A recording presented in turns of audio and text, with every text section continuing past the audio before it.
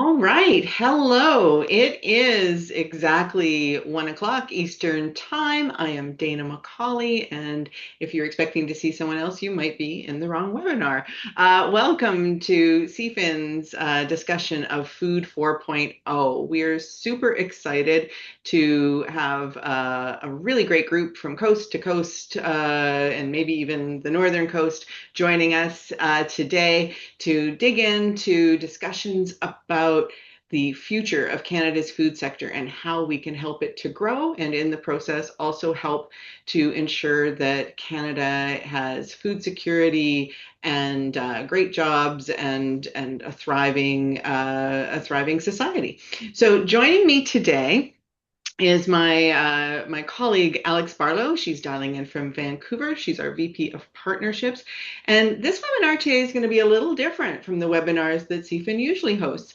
Usually we bring on thought leaders to share new information, to explore topics and ideas to, add texture and nuance to them, or we do things that are educational. But today, this is although I am broadcasting to you, this is an interactive webinar. Today, we are hoping that our community can respond and share their insights about some of the big steps we think Canada can take to help the food sector to reach its full potential. So that means we're going to be asking you to ask us questions and to share comments and to take some polls. So we're going to do that in some ways that are super obvious, like you will see polls land on the screen and you'll be given about 30 seconds to answer them. Later on, the answers will pop up, and Alex and I will potentially make some comments on the findings if there's something of note there, which I'm sure there will be. And also to have your questions rise up and get documented, please put them into the Q&A. Chat all you like amongst yourselves, and two of my colleagues from CFIN are also going to be in the chat answering some of your easy to answer questions that aren't discussion based, and dropping in some links that you might find interesting. But as I mentioned, the purpose of today is for us, Alex and I, to tell you about what we and our research from our consultations with our 8,000 members, what we think are the big important moves that CFIN needs to take to continue to do the great work that we feel like we've been doing for the last 4.5 years. So welcome, welcome, welcome. We're also going to attempt to share slides back and forth. I think Alex will be very good at that. I may not get it right all the time. So bear with us. We're not only not in the same room, but we are in different time zones and can't make eye contact to work on things like that together. So first of all, I'm just going to share a little bit of information with you about what CFIN is all about and how we have matured. So our purpose is to, as I mentioned earlier, help every food and beverage business in Canada reach their full potential. And as those of you on this call probably know, that means we are working with a lot of SMEs and trying to help them to understand how they can grow and scale their businesses. And we do that in a whole bunch of ways that I think many of you will already be somewhat familiar with. We really want to make sure that the industry has the funding programs and the connectivity and the information and the tools they need to help themselves. So we are a facilitator and an enabler. We, I think, sometimes show some great leadership, but we are there as an extension and as a supporter of the food sector, whether you're a brand new business with one or two employees, or a big company with thousands of employees. We hope we have something that helps you to innovate better. And truthfully, our vision is that we hope that eventually Canada will need CFIN for things other than creating a culture change that helps to grow the economy. So I'm going to turn it over to Alex now and let her talk to you a little bit about the things we've done and that have helped us to learn what we needed to know to write the Food 4.0 action plan. Yeah, absolutely. I think we're coming up on our fifth birthday in April 1st. 2026. Yeah. Our impact to date, we've been pretty busy distributing over $23 million in food innovation funding to companies across Canada. And those companies have developed, various new technologies and solutions. And last year, our reporting showed that over 21,000 end users are actually adopting those innovations and using them, whether that's an app on your phone that helps you do AI-enabled calorie counting, or it's a new ingredient in a food product, or a new piece of equipment or software that impacts your plant operations and productivity. And the companies and the technologies, as they've been adopted, have also been generating revenue, which is super exciting. And our projects indicated that they've generated over $23 million in new revenues just last year. And with 130 projects underway, we've completed about 90, but there's still a large number of them still going. So I'm really excited to see what happens to these numbers. And then as a result of those funds, the companies that we've been supporting have been hiring new people, whether it's in a co-op or a full-time job position, and they've been creating new intellectual property that they're registering and owning here in Canada. So lots of exciting new technologies on being launched. Dana, I just want to remind you, I think we have a poll button to launch Oh, do as I do well. that? I apologize. Oh, no, There we it go. magically has appeared. So there we go. Someone's Thanks gonna for the do it. reminder to whoever hit that magic button. No problem. Yeah, and we've been working, with that impact. It's not just about funding. CFIN is a network, and just like Dana said, we're really interested in creating tools and services and also facilitating that connection and collaboration. And we do that quite heavily on Yodel. And so we invite our members, and close to 8,000 of them, to come and connect with each other online. We're a big country, Dana and I being in different time zones, and I think four of them across Canada. Digital solutions like Yodel really help you go online and find partners and funding or co-packers or other partners. Thanks. And thanks to all of you who are taking the poll. I just see it moving like crazy there. So in a couple of slides, we will come back to that piece and show your answers and do a bit of chat about it. So what in the world do I mean when I say Food 4.0? I'm sure most of you are familiar with the concept of Industry 4.0. So Food 4.0 is our plan to help the food sector move towards food industry 4.0 standards. And there's some companies, particularly the newer companies that are being led by founders who are investing in brand new technologies.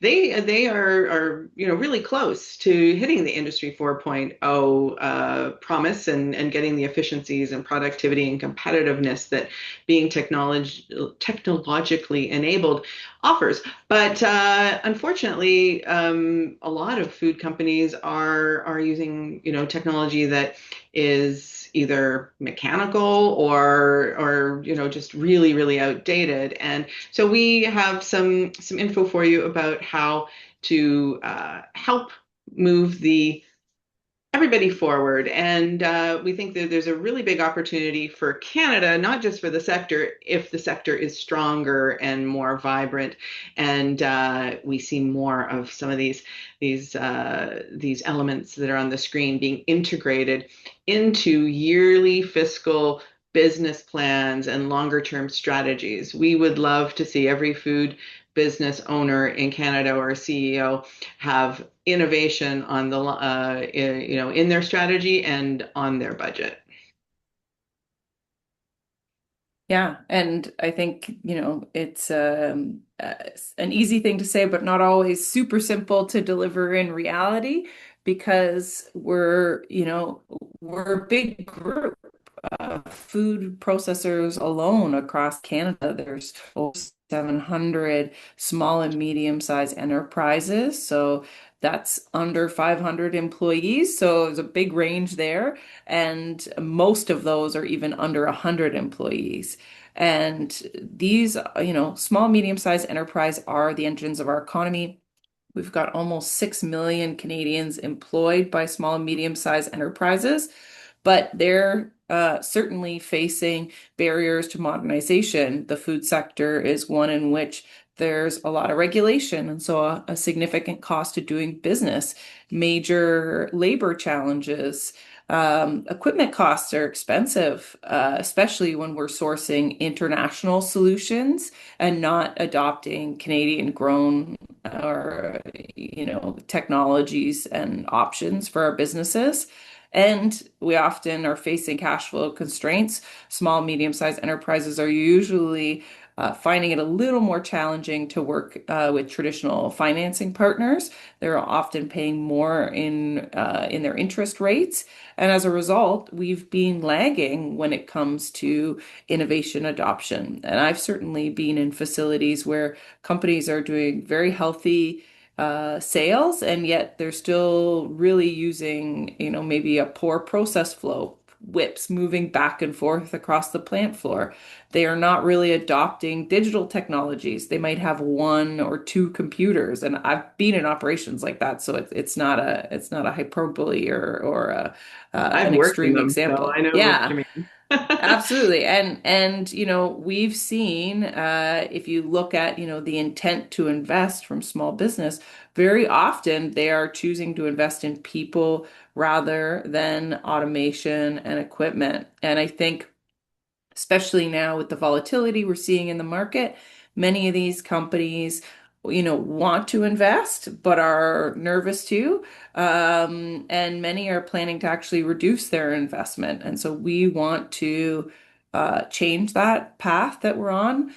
We want and we believe that SMEs are the power behind our food economy. And that underinvestment, which comes from a lot of sources, and I think we saw on the poll results, and we're going to talk about that in a second, is really putting our food sovereignty and our ability to stock our own retail shelves with our Canadian products more and more at risk. Yeah, Alex, everything you said is 100% true. And um, in light of the trade shocks that have, racked the world, not just Canada in the last year, these numbers are even more of an issue because, of course, when your trade strategy is going, a short distance, and to a market that has a much stronger dollar, it means that exporting is you can really do quite well, and make up some of that bottom line that you said is missing. As companies have to think about diversifying into new markets, they are going to, have to do a lot more, groundwork, but they're also will lose that dollar advantage in some cases, or at least not have as much. So, all of this is important information for business leaders. Are the poll results showing on your screen? I'm not seeing them personally. Uh, I have them. So I'll let you know in ranking. So our perhaps unsurprising, our number one response was at 54% of responses, cost and access to capital. The second one being an unclear return on investment at 28%. And then we saw lack of bandwidth to source solutions and lack of internal expertise coming in shortly behind at 18 and 21%. So Yeah, not often that, surprising. yeah, the financial and human capacity is something we've heard over and over again from our members, and hard to blame you. I think running a food business is complex and a lot, and most SMEs don't have a whole team they can tap into to help them source innovative solutions or new technologies for their operations.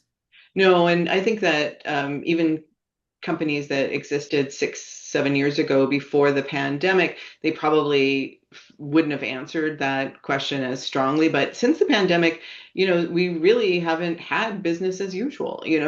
These business owners have gone from, managing one crises, one supply chain issue, one trade issue after another. And that really is a sap on productivity when people are scenario planning and rewriting their strategies, in some cases daily. It's really, really hard to also be an innovator. I was, also not surprised to see that number, about people being unsure about return on investment and the implementation. And I hope that some of the success stories that we've been documenting will help to hearten, some of the folks who are CFIN members and who are on the call today, because I think it is scary to say, oh, I'm going to take my line, my production line off and try this new thing, or I'm going to invest, XX dollars and believe that it's going to actually move the needle. So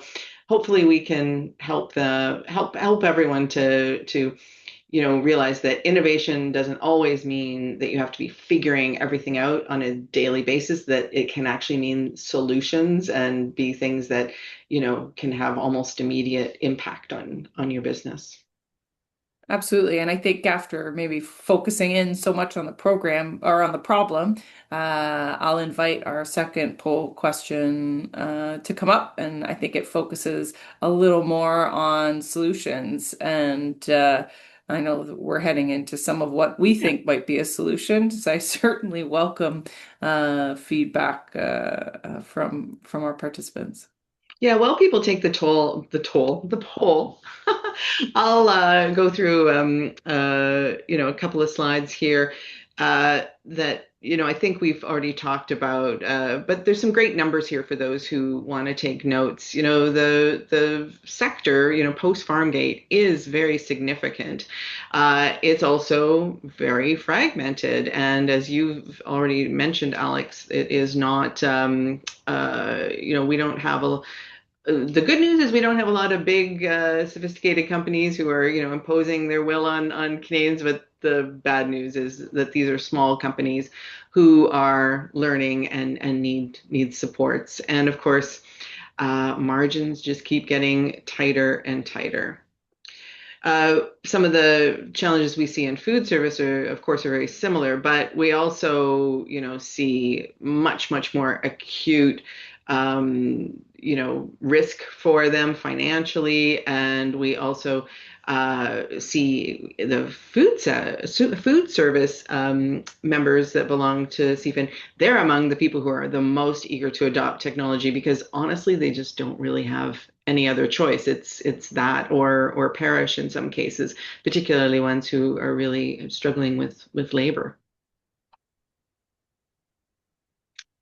I think we were going to toss this one your way, or maybe I did it the opposite way. Did I? No, No? no, you're totally right. No, Okay. absolutely. I did quite a few years working with companies at the Toronto Food Terminal, and so I've been in a number of these tiny offices that exist off off the warehouse spaces, and yeah, a lot of food distribution, outside of the big Cisco's of the world are really small micro enterprises. For example, a lot of produce distribution, or a lot of them are small players. And they're really relying on manual ordering and disconnected spreadsheets. And an area of innovation that we've seen in a number of our projects have been around digitizing this part of the supply chain and really eliminating some of that, manual error, lost time that comes from relying on everything that's, up in here to run your business. So certainly a space in which we're seeing a lot of opportunity for innovation and change. It's amazing what these digital systems can do to communication. You no longer have to write somebody a note, et cetera. They just know what the inventory is and where it is and what shape it's in. Yeah. I have the poll results. I can't remember when you wanted to discuss them, but Yeah, I'm why don't we do happy it to. now? and then we can talk a little bit more about SMEs. So I can see them this time as well. I Oh, think I good. might have hit the wrong button last time. It's great to see that our community agrees that SMEs adopting technology is important, and that they like us funding these pilots. It's interesting because I've heard people, not necessarily Canadians, but I have heard people, comment in the past that Canada has all these programs and should this came up a lot during the election. Should people who run businesses and business leaders be able to subsidize their innovation with government dollars? And I think in mature industries where things are working really well, that probably are valid comments. But back to, and I think it is salient to the why SMEs matter to Canadians, we don't have that culture of innovation adoption and investment in innovation right now. So to me, that funding pilots and de-risking innovation is still really, really important. Do you agree, Alex? Yeah, absolutely. I think in the simple reality is that most businesses just don't have the cash flow to make more than potentially piecemeal investments in innovation. And yeah, I think then the human capacity further compounds that. So by alleviating some of those financial challenges, I know that CFIN has certainly impacted the project or the businesses involved in our project and their ability to try out either new things, especially from Canadian suppliers, or to spend, let their dollars go further and allow them to extend their investments in new tech.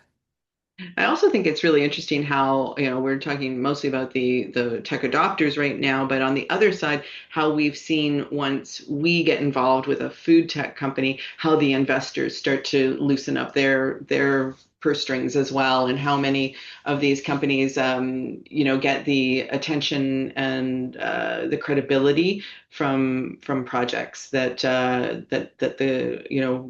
we, using government dollars, have been able to support. Absolutely, yeah. Definitely helped be a catalyst for more money to flow to those companies, and that's been super exciting for us to watch. And our food tech companies, just as much as, the bulk of our members really are small, medium-sized enterprises. And their existence is really critical to continued accessibility of food, affordability of food in this country. Uh, we already, I think, experience some impacts of what large players can have. They can set prices for Canadians for something that we can't really avoid purchasing.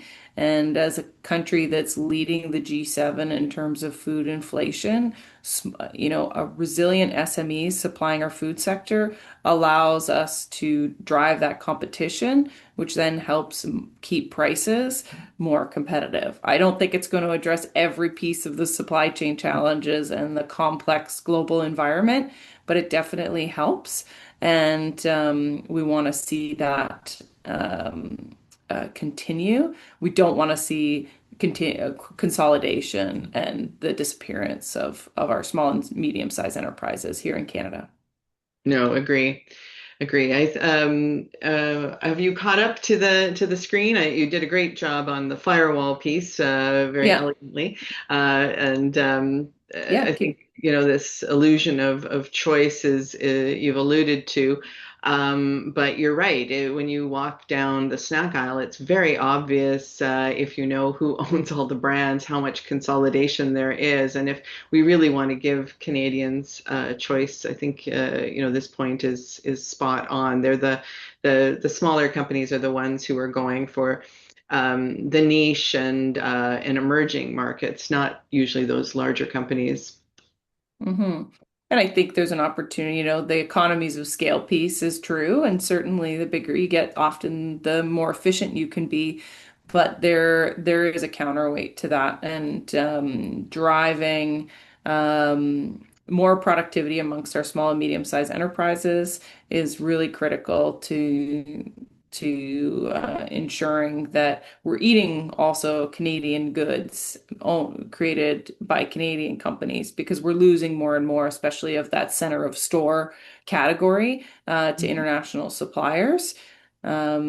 We really are often exporting our raw wealth, and I think that's true of many sectors, not just food. But we have real opportunities here to process these ingredients here for our own food needs, but also for export globally, and just to increase that element of sovereignty, which I think is on everyone's minds these days. Yeah, well said. Um, this is a bit of an eye chart. By the way, I should mention that this webinar will be up and ready to be either rewatched, shared, excerpted, whatever your needs are in probably about 24 hours. So don't worry if you find that these slides have more information than you can take in right now. You also can visit our Food 4.0 action plan website. There's probably that has been shared by my amazing team in the chat. But I think we will focus here on the advantages Canada has. We've talked a lot about the challenges, but we have, and Prime Minister Carney said this on the world stage yesterday at Davos, we have an amazingly well-educated, skilled workforce in Canada. We know there's a strong entrepreneurial spirit because there are so many SMEs and so many of them are S's. And we have this burgeoning food tech community. I'm very, very proud that, the research CFIN has done is that in the last 6, 7 years, we've seen an 88% growth in new venture creation in food tech. It used to be that Canada had in the agri-food tech continuum many, many more proportionally ag tech companies. And those ag tech companies are still doing fine and there's still new venture creation there. But food tech has whoosh, just really, really amped up.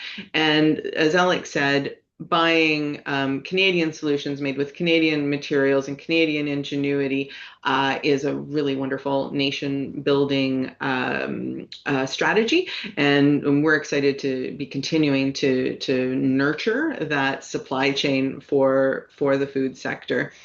Our strategies going forward, we're going to dig into those a little bit and ask you for some opinions and questions about them.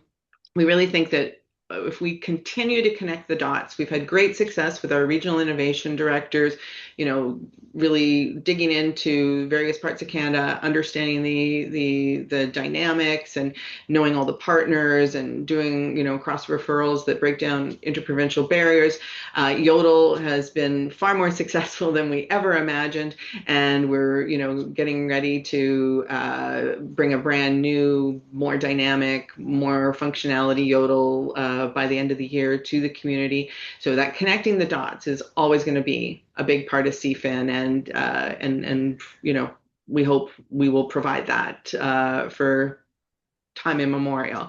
But we also really want to help to fuel growth. We think scaling is a huge issue for both food tech companies and food businesses, whether they are in manufacturing or they are in, food service, or even, some of the independent and I guess online types of food sellers. We think they can be helped as well. So let's dig into what comes next.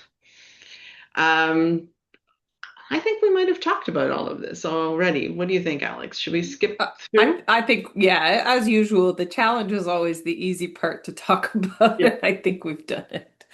Okay. I believe this slide was falling to me to deliver because I signed the letters. So we sent when it was opened up to offer comments on the federal budget. I tried to consolidate with the help of Steve Edgerton and Jamil Karim. We tried to aggregate what we had learned and heard from members and from our research. And we offered these three recommendations for the budget. We did see some great incentivization measures like accelerated depreciation and some changes to shred that were beneficial in the budget. And we are hopeful that we will see more support for adoption of new technologies going forward. Again, that depreciation piece really helped. But something that we are continuing to talk to other associations like CAPI, for instance, and other partners in who are working against similar objectives to us, is that we really think Canada needs a national innovation strategy, and we think it really needs to include food. We think that we take it for granted a little bit that food is always there and that people are always producing food. So this is just a bit of a setup for how we got to the insights that you've given us, the experience that we've had, and how we got to the Food 4.0 recommendations. Again, I think we did this one, so we've Absolutely. Yeah. And I think it's pretty undeniable. We've got a great foundation for growth here in Canada. We do, we do. And as I mentioned, we really want to scale impact. We think that scaling is probably the biggest challenge. New venture creation remains important. We think entrepreneurialism is important, but there's so many other groups who do a really good job at helping to incubate new food businesses. So we want to come in, build on the foundation that they start, and really be those catalysts of growth. So longer term, what's the vision for CFIN? So our first mandate, we started out with a 4.5 year mandate, and then we were able to get even more funds to do more stuff. And it was all about launching and learning. But the next few years, we see us really solidifying what we do, and really now we've listened, we've done our customer discovery, and we really want to be here for the sector and to continue doing the things that we've discovered are working, and then to add some more things. So we think that it's hard for food tech to scale in Canada. One, because of the market that they're facing, those SMEs who still need some help to accept and find the solutions that are there for them. But globally, there's some great supports. We think that we can help with that, and we'll get into that a little bit more. The long-term vision is that CFIN really wants to solidify Canada's position as a global food innovation leader. We have, as we've gone over already in this webinar, all the ingredients that we need to do that. And we are going to, show you a plan that is going to have even more industry participation, increased innovation investment from industry, and a much wider reach. I mentioned earlier that we have 8,000 members of CFIN now. We anticipate, if our modeling is correct, that in the next 5 years we can have 20,000 members. And that connectivity, we think, will really amplify results. Over to you, Alex. Yeah. Yeah, absolutely. And so where do we think, Food 4.0 should focus in terms of some of the technology advancements that can take the sector forward? And we've created four, industry validated innovation priorities. These are backed by trends we've seen, but also global research. And I mean, they're probably not necessarily that surprising. I think if we left AI out, we probably maybe would have more reason to think that's surprising. But how do we drive intelligent automation on the plant floor using both robotics, data to automate workflows and really drive that digital transformation and address the labor challenges that are plaguing the sector and that are really only slated to get more challenging. So how do we empower all food businesses to be great adopters of that technology? Waste reduction and circularity. Food waste is an enormous problem globally. Here in this country, there are enormous opportunities to address it throughout the supply chain. And we've seen many examples and know that there's a wealth of innovation to come around reusing that waste for other value-added upcycled products, for looking at how to, new ways to use energy more efficiently, etc. Around next gen ingredients, many of the circular processes often are providing us with new polyphenols, for example, that allow us to reduce sodium or sugar or drive better functionality for our food products, address off tastes of plant-based foods, or even allow for a whole domestic supply chain for things like coffee or cocoa to be established, products that we're seeing really challenging international and global supply chains due to climate change. So lots of opportunity there. And lastly, how can we shorten supply chains and give ourselves more power to grow food in sometimes a challenging climate? Also, the size of our country. How do we empower remote communities to have more control over their food chains through agile and distributed manufacturing? So, lots of opportunities in these four priority areas, we think, to help the sector Mhm. and explore sort of cutting edge technologies and their value. Yeah, and just to clarify, these are the things that we know are important, and these are the themes that would fuel our funding calls, our, events, our thought leadership. So that these aren't just, acknowledgments. This is the foundational information that will drive our strategy forward for our members in the future. So CFIN 4.0, we had a lot of success with some of our programming, and we definitely want to continue to deliver the programs that we've proven work really well. But then we also want to, as I say, for those of you who are SNL fans and old enough, we want more cowbell. We really want to, amp it up and do a little, do more again on this scaling side. So we have ideas like a technology adoption accelerant fund. And so back to the poll results for those who talked about the importance of pilots. Well, once the pilot is finished, we would like then to help more people than just the partners in the pilot to access this great technology. So we would love to hear from you if you are a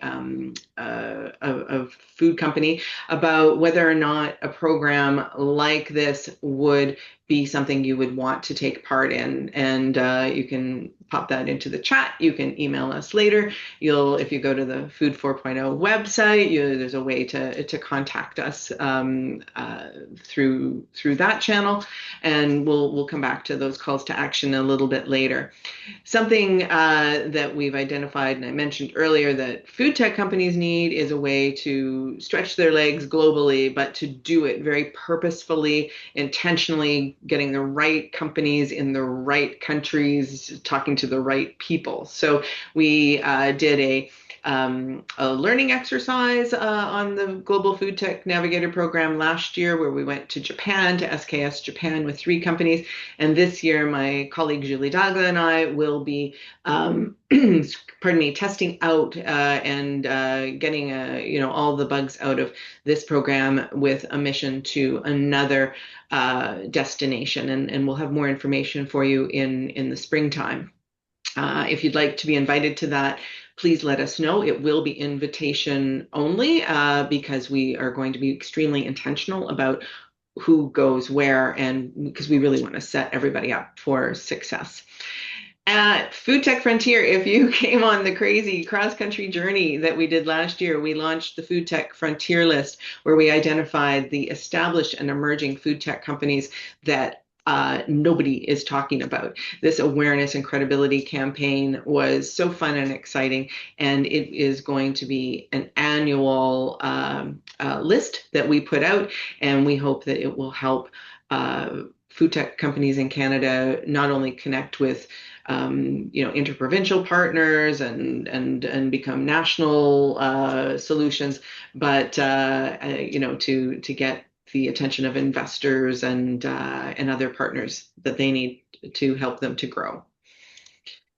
We have a couple of case studies that we thought we'd quickly go through. I want to make sure we have lots of time for questions. So Alex and I are going to try and wind up what we're this broadcasting to you in the next 6 minutes or so. But we're going to take a couple moments and go through some things that we think are pretty exciting that you might like to know about. And these are just, as Alex mentioned, 130 projects we're going to talk to you about too. So Alex, I'll let you go first. Yeah, absolutely. And this is one of my favorites as I worked for a long time as a grant writer, working with food processors and businesses across Canada. And the biggest challenge they often had was the investment in training, and getting the knowledge out of, Tom, your great maintenance manager who's pushing into his 60s and going to retire one day and take all that precious knowledge with him. And Quebec company Deep Sight, we supported them as they worked with Group Saint Hubert to pilot an AR, an augmented reality platform with these cool glasses that allow you to overlay work instructions over your equipment in real time. And so you can have your maintenance manager who's on the cusp of retiring go through and very easily set up work instructions with an audio overview. And he can explain, that you turn the knob, but you don't turn it too hard, or, it's a counterclockwise twist or whatever. Can document all that and Bang it on prepare the those work side twice instructions. and then pray. No. You know what? It would be captured. So I think that's the important thing. And as we look at the looming retirement numbers, we're just about to see a huge amount of institutional and knowledge leave our businesses. And DeepSight is a really accessible tool to capture those work instructions and then train staff on how to use them without tying up your maintenance manager with a job shadow for 6 weeks. And these tools can live on your plant floor, and employees are actually usually pretty jazzed to pull them out and try it on. And it's a pretty surreal experience to use these kinds of technologies. And DeepSight has been having great success with their launch after this project, and a real opportunity for them to support the food sector as they look to bring on the next generation of workers. And also, as you adopt more complex automation, your supplier can give you really good intuitive knowledge on how to use the equipment with a tool like this versus you having to send someone to Italy for 6 weeks to learn how to use a laminator. So, really interesting and exciting opportunity with DeepSight. I also love that it uses technology that a lot of the people entering the workforce are already excited about and want to use. And I don't think a lot of Gen Z and Alphas want to sit down with a highlighter and a manual. They'd much rather, watch a video or throw on some other type of, technology and enabled aids. So it makes sense on so many levels. Whoops, there we go. My driving finger was out of control there for a minute. So I'll tell you guys a little bit about another interesting outcome from one of our pilots. Maya Farms is a BC-based company. If that sounds familiar to you, it's probably because earlier this week they announced an oversubscribed investor round, which is pretty amazing in this particular climate. Economy. Quite amazing. I think they were able to get a total envelope of about 3.25 million, if I'm not mistaken.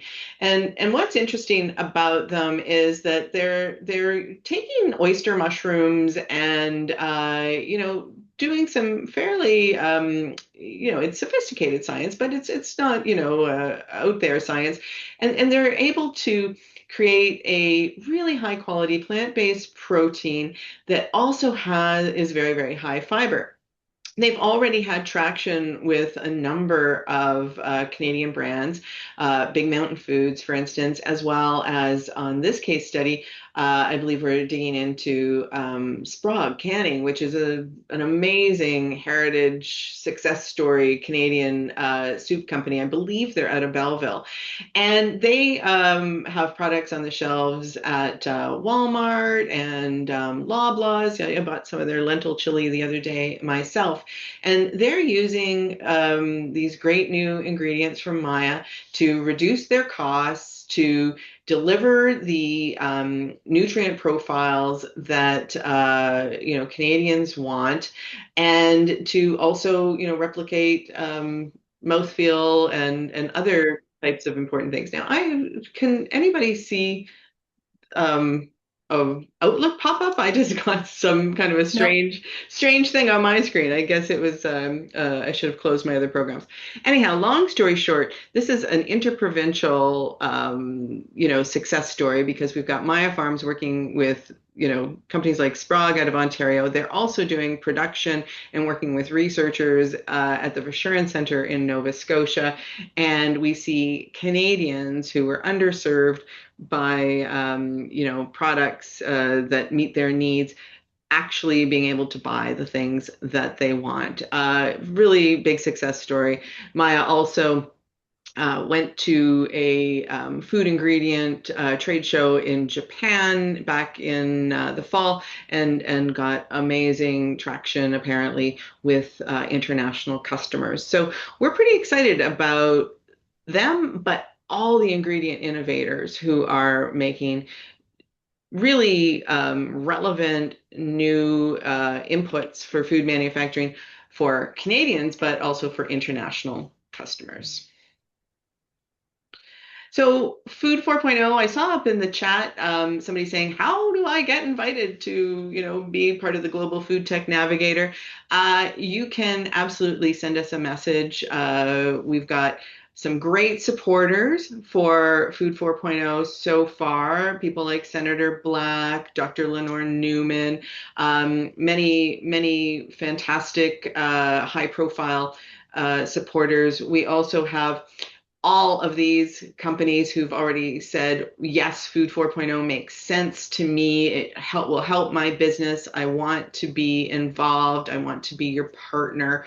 And we would love to have anyone who's on the call who would like to join us also represented, and anyone who would like to continue having dialogue with us to also reach out and be part of this, what I hope is a movement. We're calling it an action plan, but we can only do so much on our own, and we can learn so much from each other. So we really want to hear from as many of you as possible, which is probably a good segue into questions. Are you able to Amazing. share any of the questions, Alex? I know you've been keeping your eye on other screens as well. Absolutely. Some really interesting ones. And maybe some pointing out problems we can solve, and others will certainly be working collaboratively. Michelle Frechette asks, how are you forecasting the increased federal spend in infrastructure relating to food processing, food tech, and the ag tech sectors? It's a really good question, and I guess we're mostly hopes right now because not a lot has been dropped. But I do hope that infrastructure changes will help improve supply chains. It would be wonderful to have more ways to ship products from coast to coast to coast that did not, cost an arm and a leg and didn't meet, so many regulatory restrictions. For instance, trucks going across the country have to carry quite less than full capacity loads sometimes because of the axle weight requirements in certain provinces. So I don't know a lot about what is coming our way, but we certainly would welcome those types of improvements.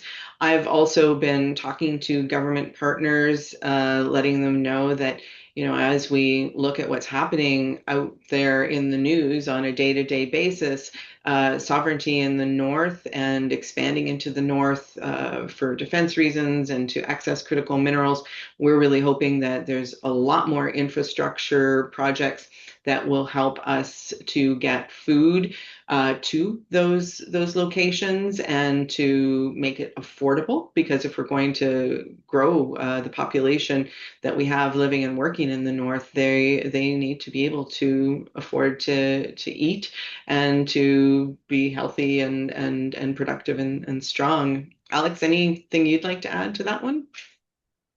No, I think you did very well, and we're certainly Thank you. interested in seeing what comes about. And I think even some of the known commitments around things like Port of Montreal, et cetera, are, part of addressing trade Yeah. reliability here in Canada. It's been a rough couple of years for sure with strikes and challenges across the country. The next question is maybe one I can take is someone's asking about our current funding programs and how we'll be launching other new programs. So we're always working to secure more funding. Food 4.0 is part of that strategy in some of those programs. Our popular program, Innovation Booster, is closed, and you'll see a lot of those programs show as inactive on our website, but we do have a few calls open, one specifically at the moment for Ontario, as well as an innovation scouting call with a confidential partner, which we're launching next week. And happy to have you join us for that info session. So hopefully that answers that particular question. Um, Interesting question here. Dana, maybe I'm not sure I have an answer, but is the relevant regulation in the EU sufficiently similar to permit sales of Canadian food tech there? I would say I yes. honestly can't. Yeah, Yeah. I do not have deep knowledge of that. When I was working in industry, about 10 years ago, I worked for a company where we did export, but we didn't export to the EU. So I did not have a lot of that information. But again, back to the budget, there was an amount of money, or there was an envelope at least mentioned that was supposed to automate some of the CFIA and export regulations in a way that I think would help people to identify those kinds of things more quickly and easily. Obviously, it's only, was what, November that the budget came out, so I doubt those Hmm. tools are online. But as we start to work on our global food tech navigator, if we're able to add a CPG element to it, right now, it's working. It's mostly written to address food tech companies, but Alex and I have realized in the last few months that CPG companies need to really think about their trade strategies as well. As we would develop cohorts, we would and identify the destinations for those missions. We would absolutely be digging in and helping everyone who was invited to go on those missions to get that kind of information. Hmm. Hmm. Yeah, absolutely. The next question I might take a stab at, but pass it to you for a balance. But someone's asking about the balance between removing red tape while also maintaining public trust. And sort of we see some of these new Important. technologies. They're not always well understood by consumers. They're not always well identified on a label, things like genetically modified produce and things of that nature. Um, I would say that there are parts of consumer safety that CFIN certainly is interested in and able to address. And then I think there are other parts that other players in the ecosystem are really active and working towards. I think Canadians benefit from quite a safe and robust food system. One of the challenges is especially as innovation launches and new ingredients come out and things like that is they're often not well understood by many people. And I know that's something that CFIN has taken on, and Dana, myself, and members of our team have done radio shows and lots of talking with the public about, somewhat complex concepts like, the whole cellular agriculture space. and areas where consumers might have concern about what's behind their food. So I think there's an education piece. I do Right. think that obviously regulators will be involved in making sure that Canadians can be aware of what's in their food, and but it's something that industry has to be at the table for, and it's tricky when you're dealing with consumers who are still really evolving their knowledge about what they're eating on a daily basis. And Dana, I don't know if you want to build on that.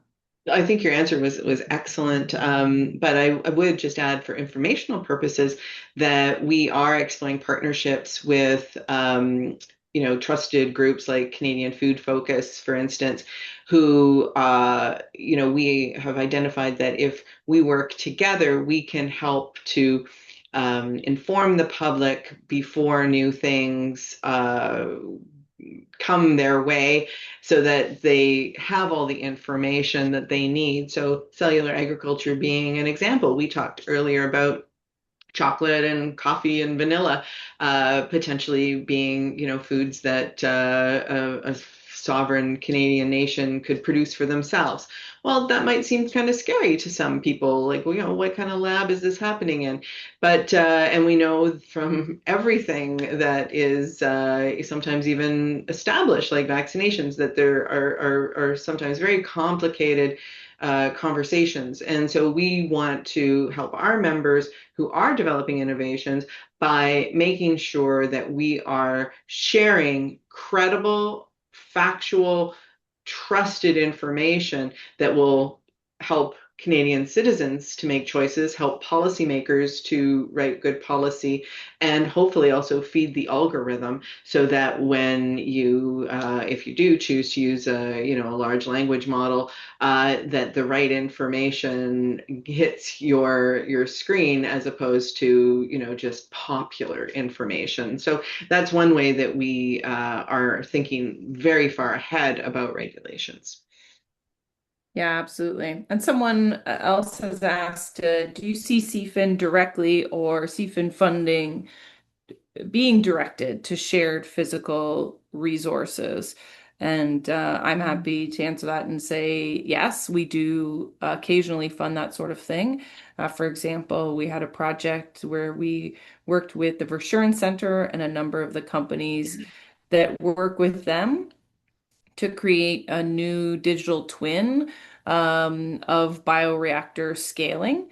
And that has allowed companies to reduce the costly bioreactor batches that they have to run as they move from, say, 10 liters to 10,000 liters. So, yes, we're very, very interested in transferable, accessible innovation. And we want to know when we're funding a project that this is not just something that we are that's gonna be used by one company that's solving Going to just be one person's transferable. problem. Yeah. Exactly, exactly. We're getting Yeah. tight on time, We're Dana, very so tight for time. I think that will have to be our last question, although I see lots of good questions, some of them about clarifications, et cetera, hitting the chat. I will ask our comms team to see if maybe we can do something on Yodel, where we answer more questions over the coming week or two to address some of them, because there's some easy to answer things, and there's some things that we can, in a few sentences, clarify for you. So thank you so much to everyone who came today and who stuck with us. Again, if you want to read the full 4.0 action plan, you can scan this QR code and it'll take you right there. If you aren't already a CFIN member, please do become one. It's free to become a core member, and it will keep you in this conversation, and it will keep you in conversation with one another, because Alex and I only have so much to say, but the community is always talking about the things that matter to them most, and we'd love to have you involved in that. So, finally, because you came here today, we want to offer you a small gift. And if you are able to join us in Ottawa on February 11th for our Food Tech Next project showcase, you can continue this conversation with us in person and with 300 other people, or I guess 299 if you come on your own. And we can offer you a 10% discount on the tickets. It's going to be a great day. It says there it starts at 10, but come early because there'll be a fantastic breakfast. Apparently, we are going to have cruffins. Let's find out what those are together. And at 4 p.m., we will have another networking session. You will meet dozens of food innovators. You will meet many, many food tech adopters, policymakers, and investors if you can join us. So, Alex, thank you for taking time out from the conference that you're attending in Vancouver and joining me. I couldn't have done this without you. Thank you to our partners at Food in Canada and to the CFIN team, and mostly to all the people who joined us today. That was a great hour. Thanks, everyone. Thanks, Dana. Okay. Bye.